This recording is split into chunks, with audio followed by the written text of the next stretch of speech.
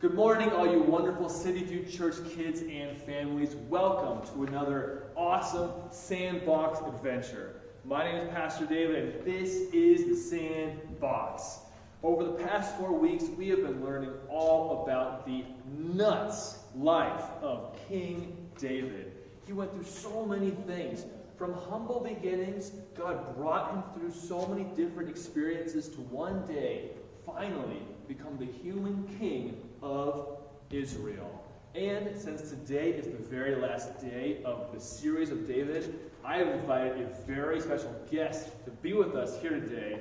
Ladies and gentlemen, I introduce to you King David.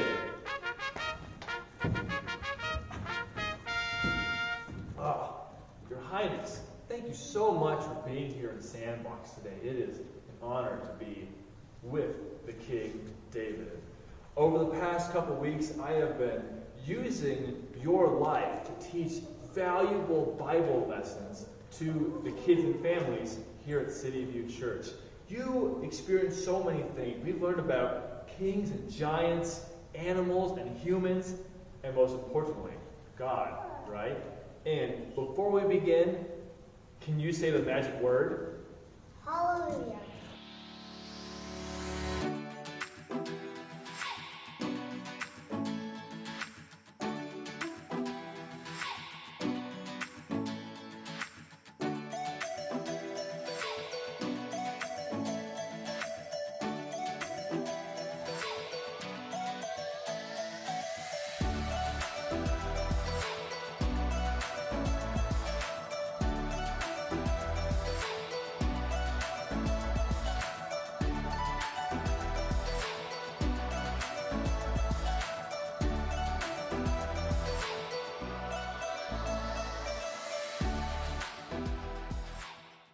My first question comes from the very first lesson that God teaches people through your life.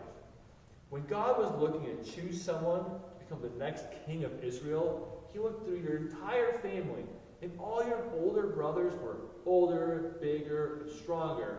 But God didn't choose any of them.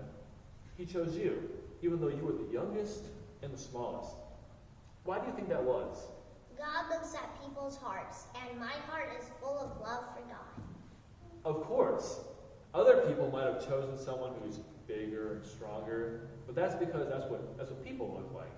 But God, he looks at our hearts, and he saw your heart was full of love for God.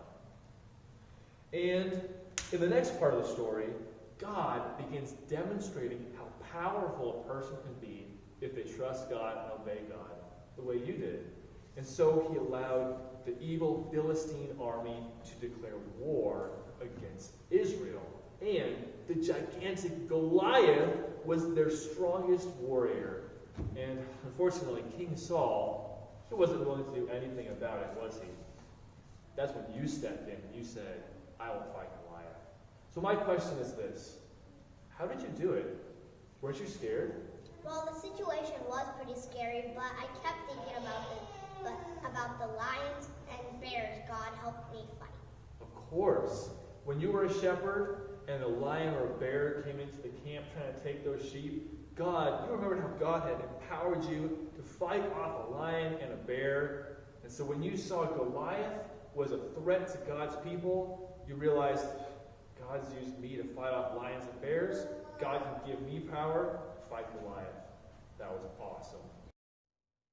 And now, I'm told after your success on the battlefield, defeating Goliath, you were taken to live in the king's palace. I'm sure that was amazing. What do you think was the best part of living in King Saul's palace? Definitely meeting my best friend, Prince Jonathan, and the food, of course. Oh, I'm sure the food was delicious in the palace of the king. And Prince Jonathan sounds like a great friend. You know, without you, he would have become the next king of Israel. So it's amazing that he still loved you and was friends with you. Why do you think that was? Well, we both loved God with all of our hearts, and he loved God even more than becoming king. Well said, David. And I'm sure it was difficult to leave such a good friend behind. You know, when King Saul started going crazy and throwing spears and trying to destroy you. On your final goodbye with Jonathan, you promised to take care of his family for the rest of your life, no matter what happened. Were you ever able to make sure that happened? When I became king, I heard that Jonathan had a son named Mephibosheth. I treated him like my own son. What a beautiful expression of God's love for us. Mephibosheth, he had no family, and you welcomed him into the palace and treated him like royalty. And God treats us the same way. He welcomes us into God's family, and he treats us like his own children. Speaking of God, Mr. King David, do you have any advice for the people who are tuning into today's Sandbox video? Trust God, obey God, and he will use you to do great and mighty things. Well, there you have it, folks. From King David himself. No matter what comes our way, we ought to follow the example of King David, trusting God and obeying God no matter what. Can we do those motions together? We're going to point to our hearts for trust and point to our minds for obey. Here we go. 3, 2, 1. Trust God and we obey God.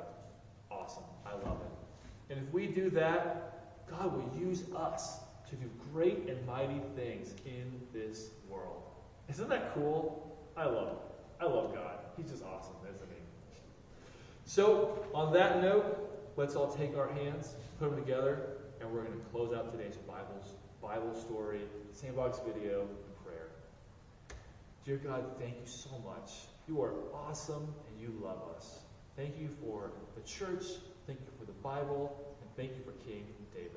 Help us to always focus our hearts and our minds on you, and use us to do your will, to do good things, to do awesome, great, mighty things in this world. We thank you for everything, and please help us to have an excellent week. And all God's Sandbox children said, Amen.